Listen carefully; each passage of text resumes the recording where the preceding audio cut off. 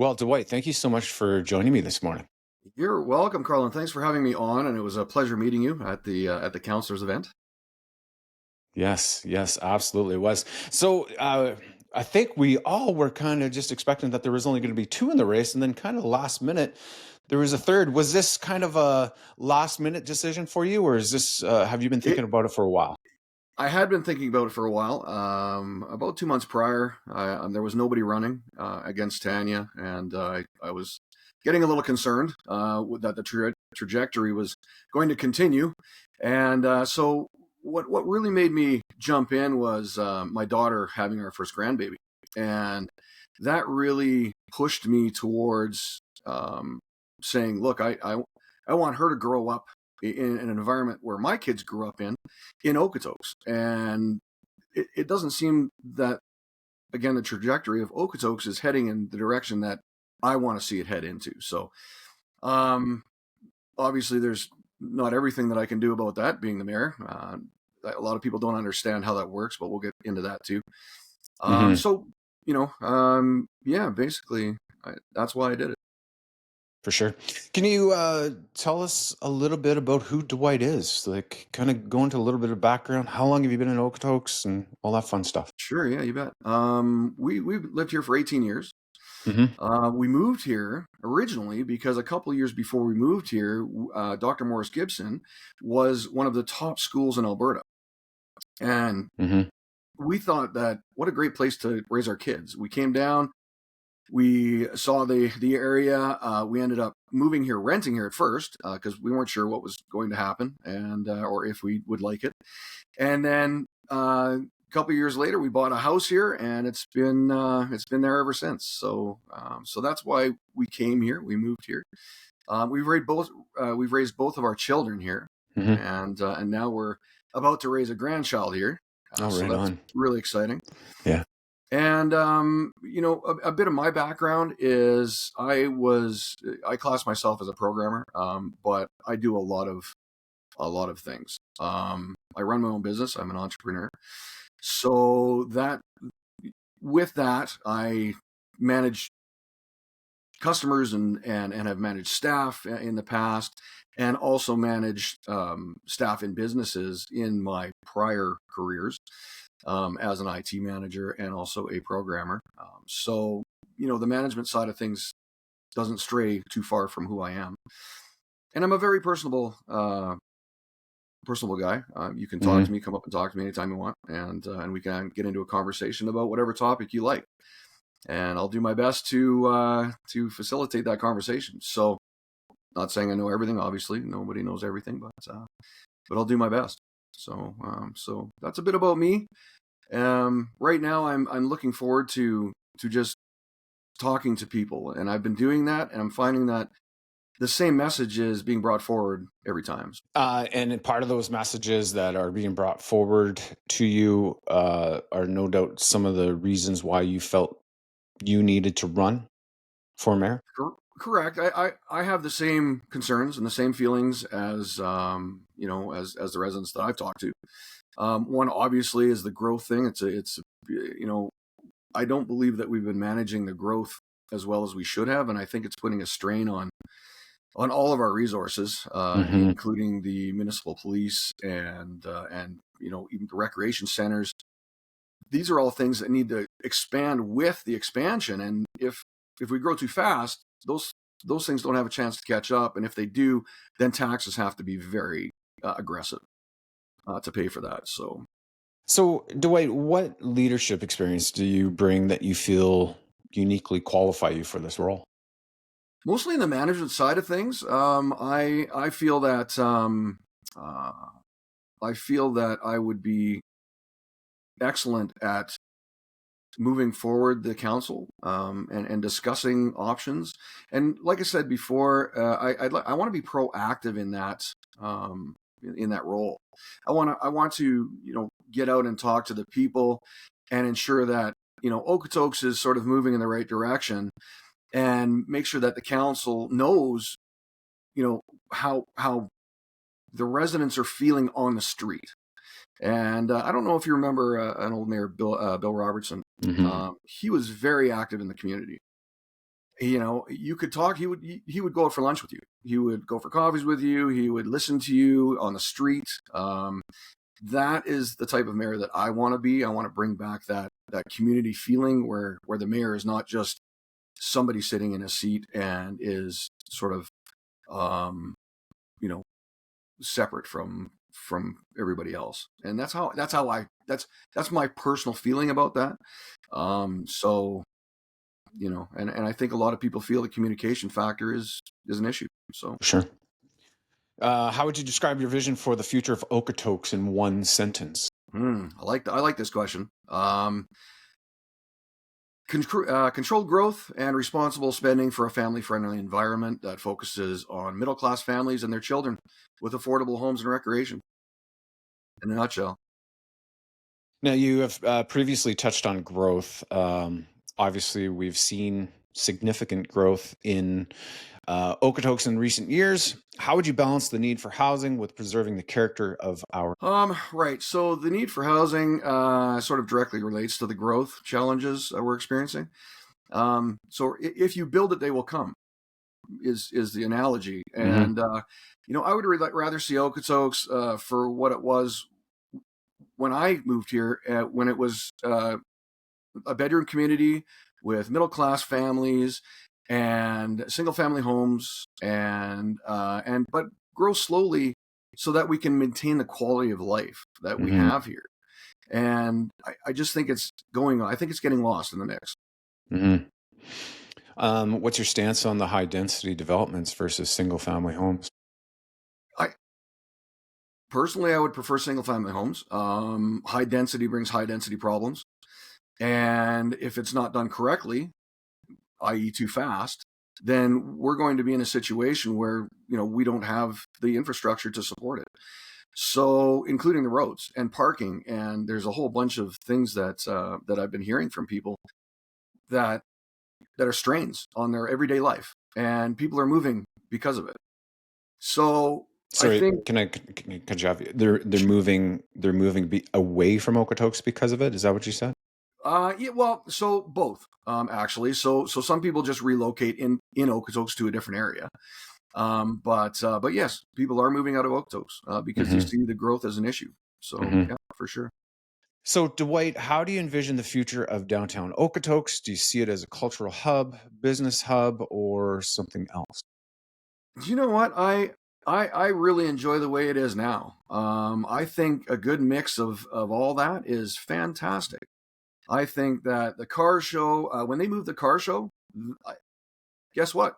Didn't work because Main Street is Main Street, and everybody knows that Main Street is Main Street, and it needs to be that way. And I think that the mix of small businesses and the culture with the town square and the events that happen there, I think that really breeds community. I think that that's really, really important. So yeah. Property taxes are always a hot topic in Okotoks. Do you believe residents are getting a fair value for what they pay? No, actually, I don't. I think that the current trajectory of Okotoks is not what the majority of Okotoks residents want for their town. Um, the the property taxes are due to a major growth push, and they came here to raise their families, utilizing what used to be excellent recreation facilities and community culture, which has now been stressed, because of the continual 4% growth. And I think that if we slow down the growth a little bit and put some of that into some infrastructure, we'll get back to what Okotoks needs to be.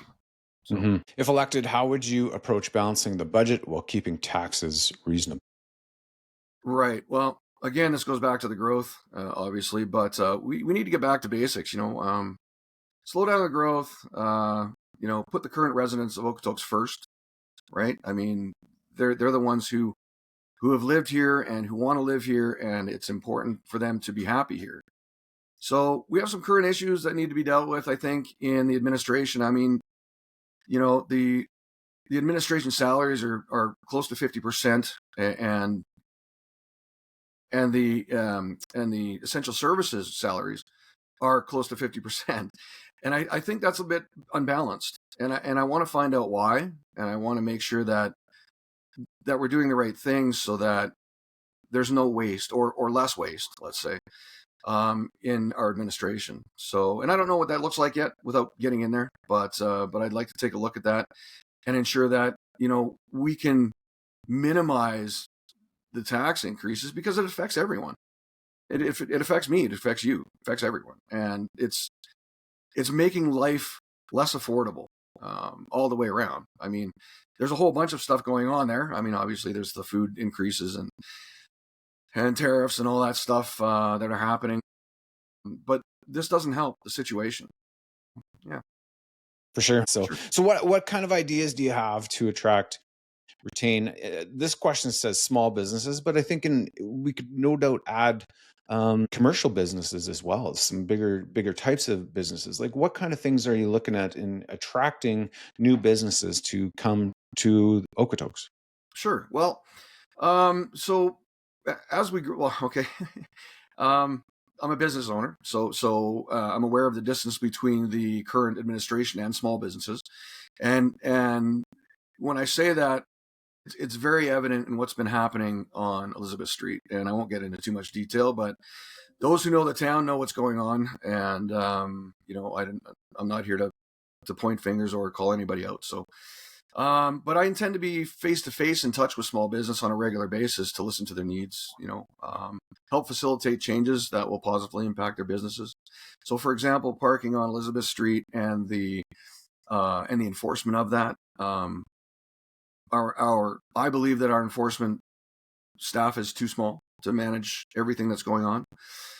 And the reason I say that is because we owned a brick and mortar store on Elizabeth Street when the parking signs weren't there, and it was a nightmare. And when they installed the signs, it was still a nightmare. So those signs are not working, and it's not because of the signs aren't working. I think the people who are who are honest, go by their life honestly, will use those 2-hour parking limits. But the people who don't care, they just stay there all day. And by the time the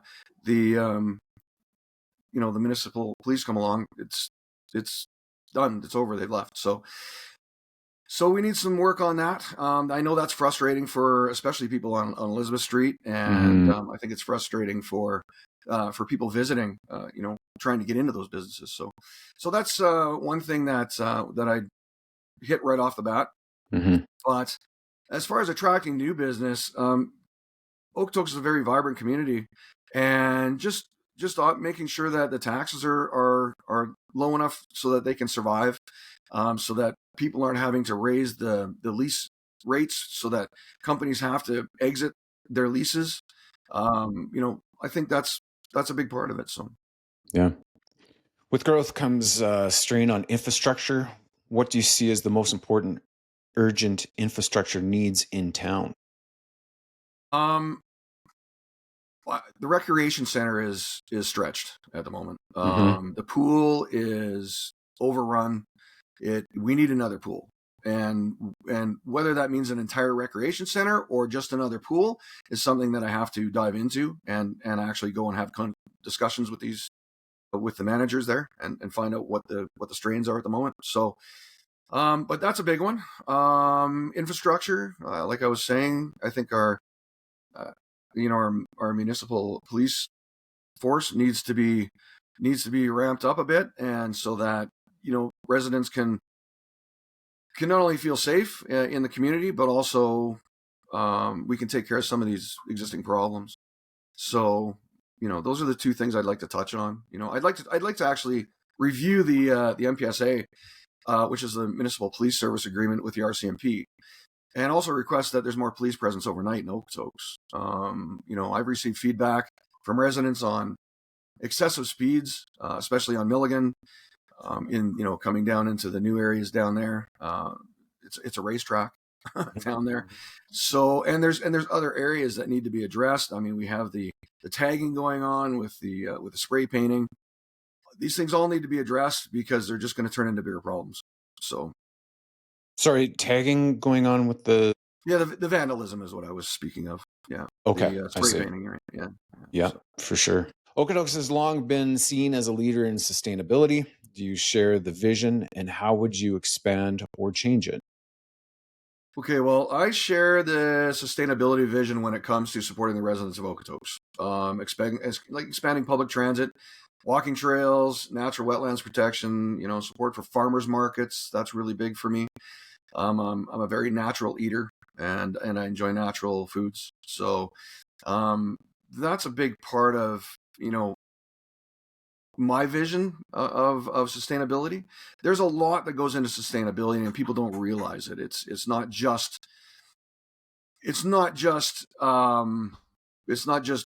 water or power. It's local economy and land use and climate resilience and environment, and there's a whole bunch of things that go on with the word sustainability. Hmm. And so I think a lot of that is sort of comes naturally to the expansion of Okotoks. Making sure that there's green areas, making sure there's water parks and paths and things like that. Taking care of the wildlife so that it's not causing issues, but is still maintainable in Okotoks. I you know I I don't exactly know uh, what the ratio is on this, but I think a lot of people like seeing the deer. I think that a lot of people don't like them eating their flowers or being aggressive to their dogs and things like that. So, Hmm. so there's Hmm. definitely a two-way street there, Hmm. and I just need to talk to the residents and find out what the pain points are. Maybe we can do some things that will help everybody. Right? I mean, we're not going to please everybody all the time, but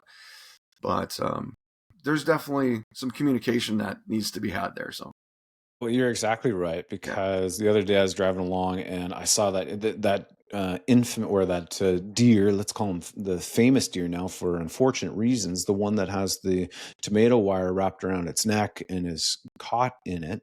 It just leads you to believe that, yes, people do say that, well, the deer were here first, and we don't want to bother them. I like seeing them too, so I don't want them. It's a part of it's become a part of who and what Okotoks is just seeing the deer. However, when it gets to that point of being dangerous, not only for the deer, but also for people, kids, pets, all those different things, I do think the conversation needs to be had. But I also think that there's also a laying out of things for the community as well. Yeah, we can get rid of the deer, or we can thin them out, but here's what it's going to cost. Are we willing to pay this cost to start this program? And I think right. sometimes if you lay it out for people, some people might say, yeah, this is worth the cost, let's go for it. Or no, that's a lot of money, let's leave it leave it be, And right? and But I that's the part of being proactive. That's what I want to do. I want to go and talk to people and just see what the feel is, because I think the current administration has lost the feel of what people think, and they're not out there enough, essentially. So um, yeah, I mean that's some of the things that I'd like to combat for sure. For sure. Well, that leads into the next question. You're running against incumbent Tanya Thorne. What do you see as the key differences between your leadership approach and hers? Um, my leadership in all of my past experiences has always been communication and team environment, and so I want to be more in touch with the residents of Okotoks, because I think that's the only way that we're going to really be able to solve some of the tough issues, and not only that, but be able to move forward in sensitive areas, because Hmm. we need to make sure that they understand what's happening. For example, the water situation. So now we have this water pipeline going in. Fantastic. But it took a long time to get here. And I think that the water restrictions, while they were building new communities, confused the residents. And I think that more communication on the front end of that might have alleviated some of some of that concern and some of those questions. So I'd like to be on the front end of that and be more proactive in the community so that I know what's going on. So Hmm. I think that's a big part of it. The other part of it is well, I don't know if how many people know this, but there is a lot of turnover in the municipal politics in Okotoks. And what I'd like to do is increase the employer. In fact, it's right in the current administration's docket is to increase retention. And my policy has always been an open door policy when I've been in management roles. So if you want to talk to me, come and talk to me. If it's a sensitive issue, let's book a meeting. Go for a coffee. I want to know what's going on externally with the residents, but I also want to know what's going on internally with the staff. So that's a big part of where I want to be, and I intend to set up lines of communication. I'm going to create a personal calendar when I have time that residents, or staff can book a coffee meeting with me. Let's go have a coffee. Let's talk. You want to go for lunch? Sure, book me, right? Let's go talk. And that's the kind of leadership that Bill Robertson brought to us. And it was fantastic. So I want to get back to that. Hmm. You talk about retention. Are those amongst elected officials that you're talking about, or? Um, yes, yes, yes, for sure. Yeah. But I can't, I don't want to get into details.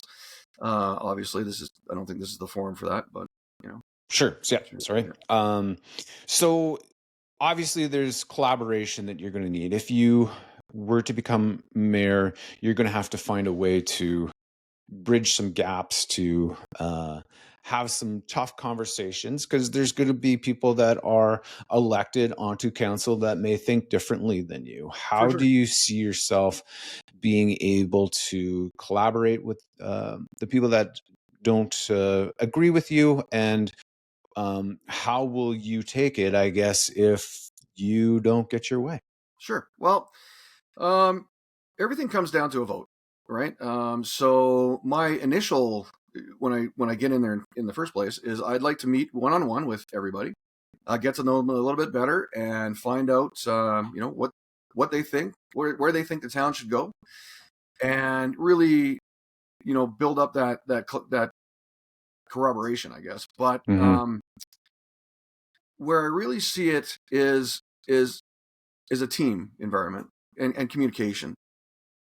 The great thing about a team is everybody brings their vision to the table, and then you discuss it as a team, and you decide as a team where the where this process needs to go. And so Hmm. I think that in the case of the town residents and being proactive in that area, I'll be able to bring a certain light to the table that will say, look, I understand how you feel and what you're thinking, but that's not what Okotoks residents want. So let's find a happy medium where we can maybe get these things accomplished, but not make everybody angry, right? In the meantime. So Right. Yeah, and yeah, that I got a couple questions after sure, what you said there, because yeah, you're going to, if you were to win the election, you're going to be there's going to be people coming on um, council that might not be happy that you won. absolutely. So Yeah.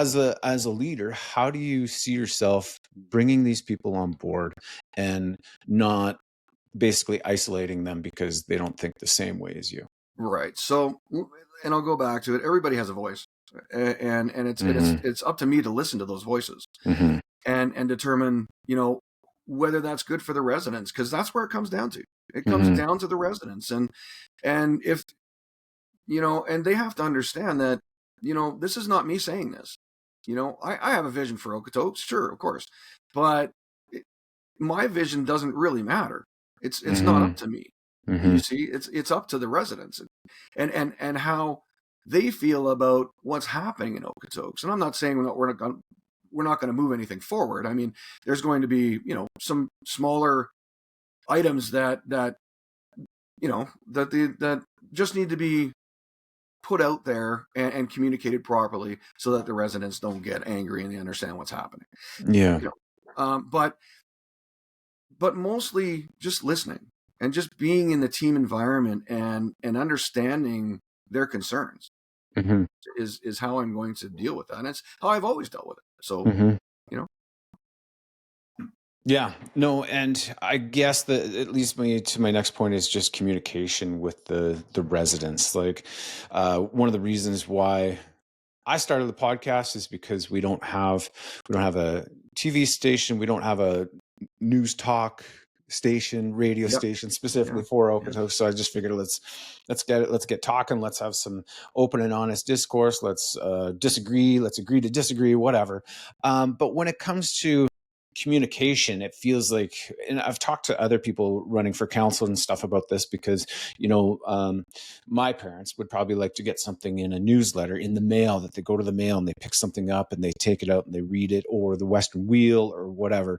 When my daughter just, hey, post it to TikTok, man. Like, this is the best way to communicate with me.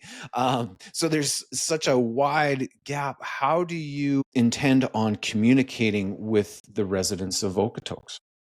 Well, so one thing I'd like to implement is an email list, and you can subscribe to it or not. It's up to you as a resident, but it will contain news that's going on in Okotoks, in the administration, as well as what's coming up and projects that are going on. And each individual email will have a form where you can Hmm. go and you can comment on that particular email. With those comments, I will be able to determine what is positive and what is negative in the town and what needs more communication, perhaps. Hmm. Hmm. In the case of the elderly, some of them don't use email still, so I think we need to create a bit of a newsletter for sure that goes out to these places, these um, retirement homes, and so that they can read about it a little bit, so that they don't have to have a computer or go online to read this stuff. So, but social media, social media is a double-edged sword, as you know. Hmm. And but with that said, I think that there needs to be more communication through social media because guess what? Our kids are growing up. They need to know what's happening in politics, Yes. and because they're going to be the drivers of the future. So Hmm. being in the online marketing field, which I'm in right now, I feel that is very necessary, and I plan on implementing that. So Yeah, right on. yeah, Uh, Dwight, I've met with numerous people running for council. I've met with the two other candidates for mayor. Some of the people are talking about tax freezes. They're talking about growth freezes, like a hard stop. What are your comments to those types of sometimes catchphrases, ways to maybe pull in new voters, or to get someone to listen? But what are your thoughts in regards to that? right. Unless you can stop people from having babies, I don't think you're going to stop growth. Okay, so Right. you can slow Yeah. it down. I mean, there's ways to slow it down, and so we'll look at some of that and see if there's some legislation we can put in to slow down some of the growth. Maybe create some more single family areas and things like that. As far as the tax freeze goes, we just took a $20 million extra loan on the water pipeline. Hmm. That's going to have to be paid. And that's not my administration. So we're going to have to deal with that. And I don't think we're going to be able to freeze the taxes. I think we can decrease the amount that they're increasing. And how we're going to do that is through the wasteful spending. And I really, at this point in time, I know a few things, just mistakes that have been made. And I don't want to get into detail here, but there's some wasteful spending that we can mitigate that will help with less tax increase, right? I mean, you can't do a tax freeze because there's too much out there right now, and, Hmm. and and I don't think the current tax base will support it. So there's just too much build going on. There's too much growth going on, and it's already started. It's already going. So So it would be foolish to say that you can freeze taxes, and it would be foolish to say you can freeze growth, because you can't. I don't think you can do either. Yeah, it is a little bit concerning to me when we have people that are running and they're saying no hard stop on any kind of growth because that's not going to happen, right? There's No, commitments. There's like it's already a last building. Yeah. year we grew 1.8% 2025, and then 4%, and is projected for 2026. So yeah, we have commitments, we have contracts, we have things. Can you talk a little bit, or do you know like how new development pays for old infrastructure? Like, does that sometimes go hand in hand, as far as you understand? Well, yes. I mean, if you build it, they will come and they'll bring their money. Hmm. So the tax, they pay taxes, right? So all these people, all these new homes that are coming in, it's it's going to the tax base. But you have to get there, and you have to build the infrastructure at the same time. You can't. You're just going to overpopulate everything, and you can see that on 32nd Street right now. Wow, that's a mess. You know, during certain parts of the day, that road is backed up for miles. I mean, there's not miles, but you know what I mean. And now they built a new school up at the end of 32nd by HTA there. And so now we have all that congestion happening there. And I know they tried to stagger the start times and things like that, but it's still people. It's still large growth without infrastructure care, and it needs to change. And there's a breaking point, and I think we're here, and I think that's why residents are unhappy. Hmm. Hmm. Yeah, Yeah, and I think, I've talked to other people about this as well, like doubling or even tripling 32nd up by those schools, it's still going to be a disaster. for sure. I mean, Um, yeah, you got the Catholic school, you got the Meadows Meadow Ridge right, School, and right. then you have the high school, and then you have the pickleball court. Without with 32nd being the main artery to get there, I think that certainly needs to be addressed. And I do think that there's certainly some suggestions out there that may be able to accommodate things, right? And I think that's the thing, is learning how to think outside the box to realize you're right, that growth isn't inevitable. What I guess some of the heart behind some of the direction and the conversations that I've had, it is this like, holy crap, like, are we going to hit the brakes on growth? And then word out on the street is, don't deal with Okotoks because they don't want to grow. Nobody wants to touch. And you hear stories of other communities that have rejected growth, and it was just basically word got out on the street that those communities went downhill because they weren't able to get businesses in there, they weren't able to get industrial because of different reasons, and then developers maybe even start shying away because they're too difficult to deal with. But Yeah, it becomes stagnant is what mm-hmm, happens, but mm-hmm, that's a communication issue again. You see, so you know that, and I know that, but the majority of residents don't really know how that works, and so that's a major communication issue. So we need mm-hmm, to educate people so that they understand why this is all going on. You can't have a stagnant town. It will just it'll die. It'll go away. And you're right, like all these things will happen. So you do have to have some growth, but you need to manage that growth effectively so that you're not putting strain on the infrastructure that exists, because that's where discontention lies. mm-hmm. Do you have any plans or ideas for industrial growth in town?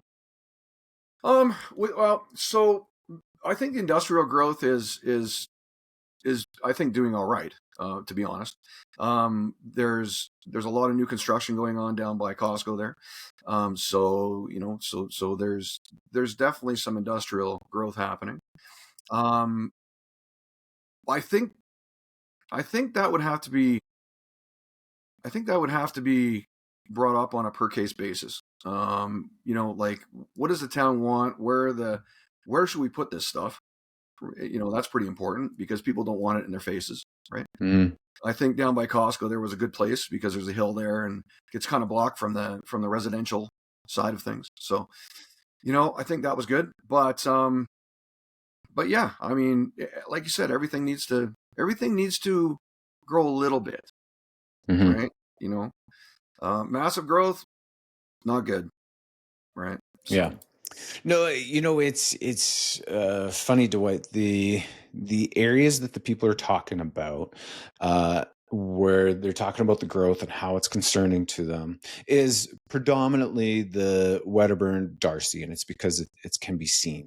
Not too many people, except for the people that I know that live in Sheep River, are complaining about that new area because yeah, they had a terrible summer with construction and roads closed and all those things. But Sheep River's not a big part of the population, right, but it's when people are inconvenienced by anything, anything in this, whether it's some sort of politics or whatever, or some kind of argument. If you're not, you don't really get engaged until it impacts your life, right, right? And I do think if we had a plan in place for roads, for traffic lights, not just like, oh my gosh, we got another intersection here, let's slap up lights, or maybe we could weed out a few intersections as opposed to just keeping the flow of traffic going.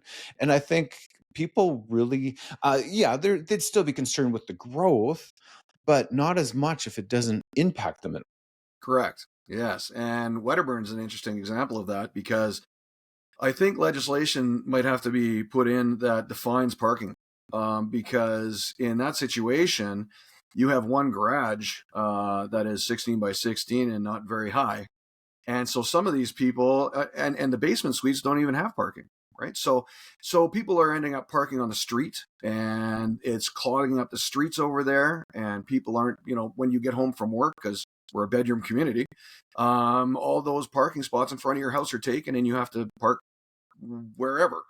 hmm And that's what's really frustrating people up there right now is there's just too much influx going on, hmm and the streets can't support it, and the parking is an issue, and the parking is an issue downtown, and there's there's all this stuff going on. So, and I think those things could be mitigated through legislation saying, if you're going to build this apartment complex, then you need to make sure that you have ample parking, because hmm we can't clog up our streets. So, not only is it a pain in the butt for residents, what about fire trucks? What about the emergency services? What if something happens hmm and all these cars are parked there? How are they ever going to manage that? So all these things have to be thought of prior to a build like that. Right. Like I think of, yeah, because I show houses in numerous communities, and I always come back to the community of Langdon. And the reason why I always come back to the community of Langdon is because they need it's not to slam Langdon, but it's on the bald prairie, right? It's bald prairie, flat. You're out in the farmer's field. You get the wind, blah blah blah, but they have lured and enticed people to come out there with the bigger lots, right? They've kept that. And I know that, okay, yes, tax dollars and tax base, we need to do this. We need to balance this. We need to squeeze it down to get more people in there so that, and I imagine, Dwight, if you were to get in as mayor, that would be a very, very difficult dilemma for you to change the future structures of these already developed or planned um, subdivisions. I always come back to, and I've mentioned this time and time again. I don't live in Drake Landing, but I love Drake Landing. I love Drake Landing because of all the green space and almost every property in Drake Landing backs some sort of green space. And I know that that's not realistic, but to keep that DNA of a little bit, that's why we moved out here. We moved out here because we were looking in Auburn Bay 15 years ago, and we are like, no way. Like, look at how we came out here and was just like, yeah, this is a place we want to live. Like, look at we got might have been 4 or 5 extra feet between the houses, but that makes a big difference, right? Yeah. So there's so many people that have picked up. Some people have just moved here, and they want to shut the door. They don't want it. Once we're in, we're in. We don't want anybody else coming. That's kind of a little bit of the mentality, but if we just kind of had a plan where we were gonna have characteristics where we still were gonna have subdivisions that were not like Seton in South Calgary, where we just ram people condos. Yeah, and we were struggling for condos in this town, like for apartment style condos, 100%. We needed more condos. But it's just, where are we going, and what's the plan? What's the future? People hear 100,000. Well, I don't think it's going to happen in my lifetime. But let's get that plan in place. Let's get the roads in place. Let's get everything so we can move traffic, because that's going to be the biggest inconvenience for people. For sure. For sure, yeah. So I have some thoughts on that. With the current development that's already been slated, you can't go back on your word, or you're going to end up in a legal situation Absolutely. with the developers. So whatever's out there already sort of has to be done. But in the future, we could put in legislation that says, look, every new community has to have X amount of square footage of green space. I don't see why we can't. I mean, you have the Okotoks only has so much land, though, right? So you have to be careful when you're balancing that. We can annex. We have done some of that, and but one of the issues that came up, and this is something that a lot of Okotoks residents, I don't think they know. But the estates, the new estates that were up on the hill, sort of by Drake Landing there, the Foothills owns that, right? Yeah, And they yeah. don't know that. They think that's part of Okotoks. And Has that been annexed um, to become it really should, it in my should, for opinion. sure, it should if But it I'm hasn't. sure I the don't Foothills know. doesn't want to Yeah, lose those tax dollars. I definitely have to look that up. But Yeah. I mean, water is a provincial legislation. So if a developer wants to buy land around Okotoks that is deemed foothills, then they get access to our water because it's a provincial legislation. So that has to be dealt with very carefully, and we have to make sure that we annex the land before the developers can buy it privately, or we're gonna have to go into some legal battles. You know. Well, that was the whole dilemma when we did have that population cap, and obviously we had that population cap because of the water situation. But then communities were starting to be like out by Country Living. There was a community wanting to be like a full-on community that wasn't going to be a part of Okotoks, that was going to be using our services, and that's happening right now, right? And that's where, yeah, I don't know. I don't know if there's a tension between the Foothills County, if there's and the town, as to what the Foothills County is proposing, because it's certainly going to be impacting our amenities. At the end of the day, that's what I always say, is we might as well try to get those tax dollars, because if those people are going to be in the area, they're using everything. Fair. And like you said, you can't stop growth. I mean, No. people would love that, but you can't. Yeah. Just people having babies are going to grow, but you need a healthy growth is what you need. So yeah, and I think certainly some vision casting for the people too, right? We're seeing all these communities pop up. So what does Darcy community mean for the overall balance, or the projected growth of Okotoks? Like I would assume that if a new community was coming in and it was going to be, let's say, 15,000 people were projected to be into this community, but you sold it to the community that, hey, because of this community that's moving in, here's what we're going to be getting in return for this community, right? And that's where it's just like, all this is happening, but we're not seeing a reduction on taxes. We feel that sometimes some of the services may be reduced, and I think the timing of the sure. garbage, I think people are trying to figure out the whole garbage thing, and it doesn't seem like that's really going to change.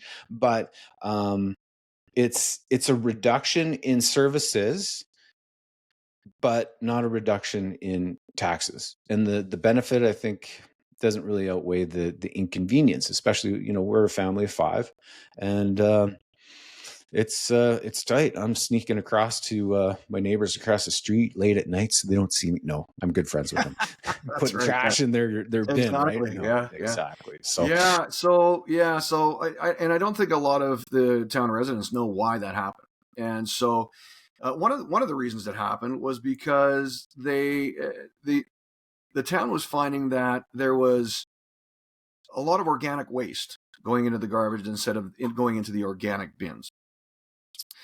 And you know what, I would say that's probably true, but they're saying that the landfill, you know, the landfills only get so much land, right?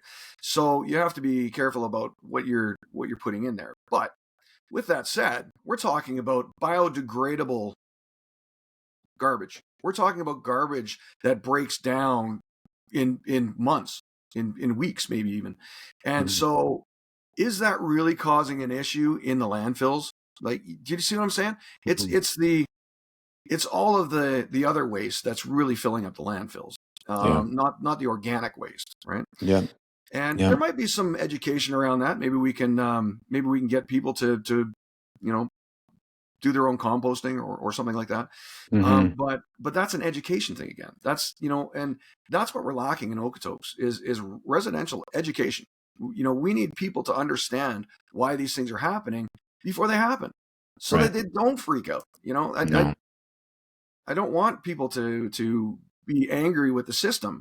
I want them to understand the system so that they can feel like they're a part of it, and they feel like, I get this. I know why they're going to do this. Hmm. I understand this, right?